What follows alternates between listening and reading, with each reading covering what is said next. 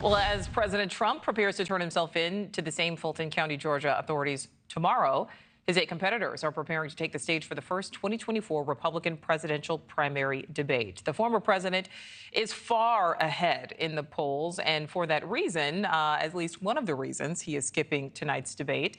NewsNation contributor Sean Spicer joins us live now. Sean, you're there in Milwaukee. Thank you so much for some of your time. We know Trump is now out of the mix. Who do you think is the target now for attacks tonight? Well, Nichole, that's actually the big question. What strategy do these guys employ? Do they come after DeSantis or Ramaswamy because they think that, or do they use this opportunity to kind of highlight themselves and either why their policies are better or why they think they can take on Biden?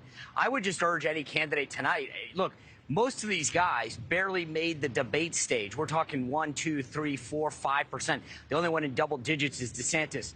So, you know, I think attacking another candidate when no one even knows who you are is not a time-tested, successful strategy. I would use this to make the case that you're the best person to prosecute the case against Joe Biden, to be the nominee, to be the next president of the United States, and to talk about what your policies are, why you're going to close the border, cut taxes. But going after another candidate is something that, with all due respect, I think a lot of folks in the media want people to do tonight. But I would tell you, as somebody who's doing this 30 years, it is not a smart strategy.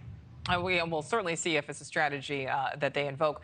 Sean, so we just had this new polling in. It shows Vivek Ramaswamy, who you just mentioned there, tied with or very close to Governor DeSantis as the top choice if the former president cannot or does not ultimately run. Now, you may think, you know, Ramaswamy, Trump, maybe not necessarily a lot in common, but they're both political outsiders, or at least at the time, you know, Donald Trump really ran on being a political outsider. We know Ramaswamy is doing the same.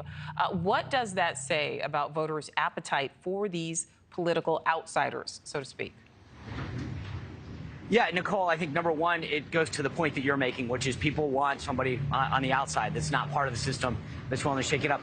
Number two is it would go back to what I said to you just a moment ago. Look at what Vivek Ramaswamy is doing. He's not talking about Donald Trump. He's talking about his vision for America, how he's going to tackle Washington, D.C., how he's going to cut taxes, how he's going to tackle woke corporations. He's not making his campaign at all about Donald Trump. In fact, when he gets asked about it, he says, I want to focus on me and my agenda. And I think that goes hand in hand with being an outsider. Republican voters, largely support Donald Trump in one way, shape, or form. They don't want to know why you're against him. They might want to know why you're going to move past him and carry on the policies that he enacted. But that's not a good strategy for attracting Republican voters. And at the end of the day, this entire exercise ultimately culminates in trying to get the number of requisite delegates to win the nomination. You're not going to get the delegates you need, especially in the early states, by attacking Donald Trump and his supporters. It's just not going to happen. You might get a cable contract out of it, but you will not be the nominee of the Republican Party. Well, Sean, you certainly know the former president well. We were just looking at polling there. I mean, he is, far and wide above all of the other candidates there. Last hour, we talked to political editor Chris Stirewalt. He says the former president may miss this first debate. He will not miss 2 in a row. He won't miss the second. Do you think that the former president will be at the next debate? No, and I'll put $1,000 on it right now. Or we're here right in the old country of Milwaukee. I'll bet Chris Stirewalt the requisite number of cheese curds or sausage. It'll be Chris's call. But Donald Trump will not attend that debate in Simi Valley at the Reagan Library. No way, shape, or form. And I'm willing to back it up. Interesting. Why will he not be there, Sean? Why do you not think he'll be there? Well, I know he won't be there. He has made it very clear that he doesn't like Fred Ryan, who is the chairman of the Washington Post, that runs the Reagan Library. He's been very clear about that. I think, this goes back. We had a debate there in 2015, which I helped run. I'm well aware of the animus that he has towards Ryan, who ran Politico, then the Washington Post. Donald Trump will not show up in Simi Valley. Mark my word. Well, no matter what, people are still talking about the former president, whether or not he shows up. All right, Sean Spicer, great talking to you.